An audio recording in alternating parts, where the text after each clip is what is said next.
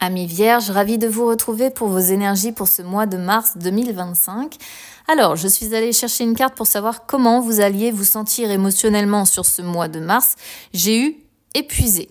Alors, les Vierges, globalement, je dis bien globalement parce qu'évidemment, ça dépend du thème astral de chacun, vous êtes quand même un signe assez perfectionniste. Donc attention parce que le perfectionnisme, c'est bien, mais ça peut mener effectivement à un certain épuisement, à trop donner, à trop faire parce qu'on est trop pointilleux, on veut aller jusqu'au bout, on veut être partout à la fois, on veut tout gérer, la maison, le travail, les enfants, voilà, tout à la fois. Et on peut facilement s'user, se fatiguer et ça peut être en fait presque à l'extrême. Alors, on va y aller déjà sur les énergies générales. C'est parti. Alors, on a le diable. Pas la meilleure carte qui soit pour commencer. Le diable et le 2 d'épée et le 10. Bref, le 10 de bâton. Alors, vous voyez, le 10 de bâton vient confirmer ce côté épuisé. Hein. C'est vraiment les responsabilités qu'on a sur les épaules. On en a trop.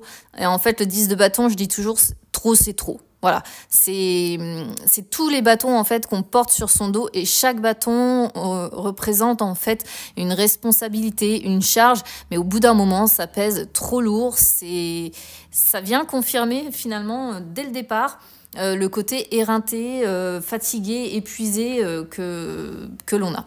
Alors, le diable, ça peut aussi aller dans ce sens. Pourquoi ? Parce que le diable de base, c'est la vitalité. C'est la vitalité. Je vais y arriver, je vais parler français.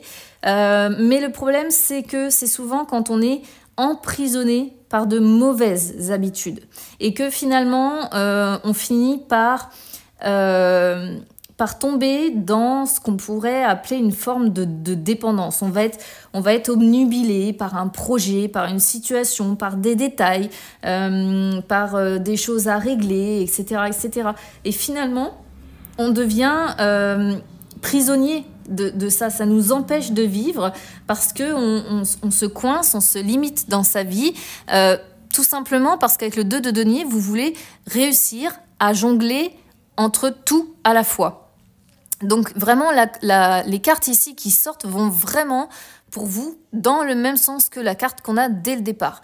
On voit vraiment que vous êtes prisonnier de ce comportement-là à vouloir tout gérer. Alors vous allez peut-être me dire en commentaire, j'ai pas tellement le choix parce que je suis seule, je suis pas soutenue, ou j'ai des collègues qui m'aident pas au travail ou ce genre de choses. Et c'est vrai que parfois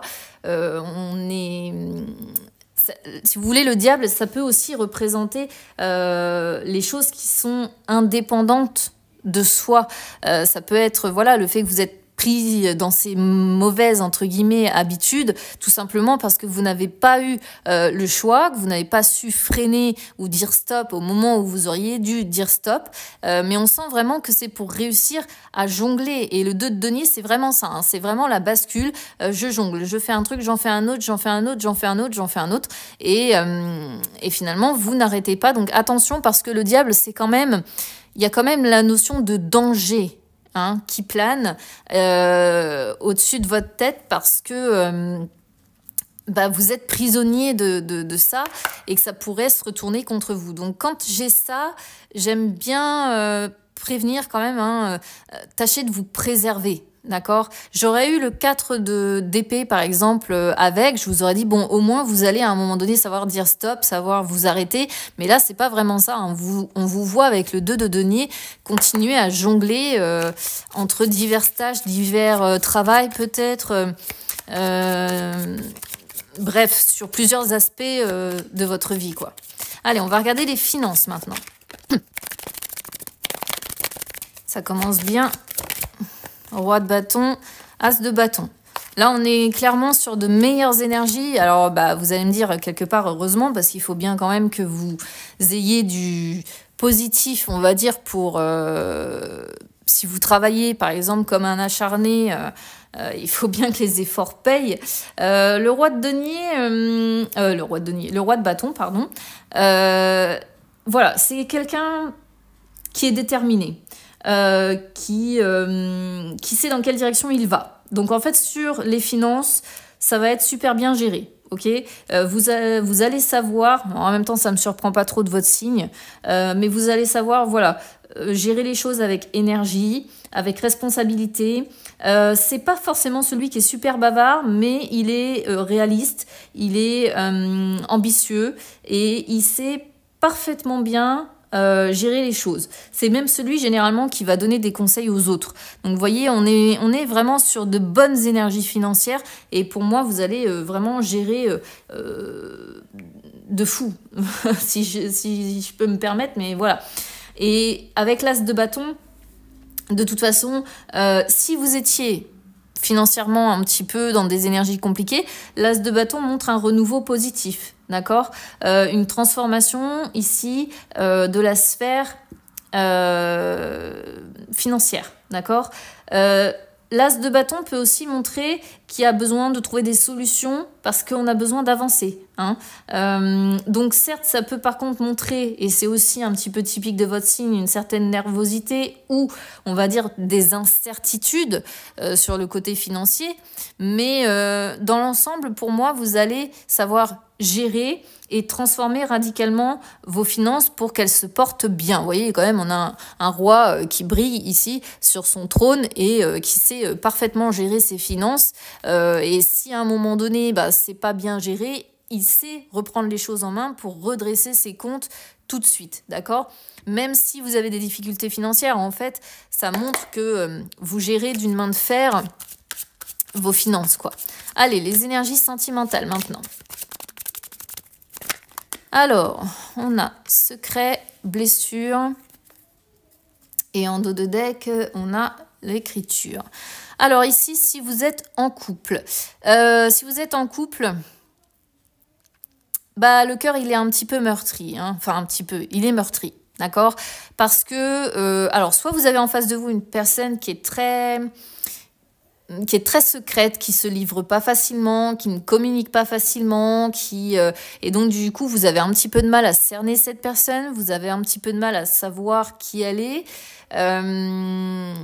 et donc quelque part votre cœur en souffre parce que vous ne savez pas trop quelles sont les attentes de cette personne, ce qu'elle attend de vous, ce qu'elle pense de vous, et ça peut faire du mal hein, quand on est avec quelqu'un et qu'on est avec quelqu'un qui ne s'exprime pas trop.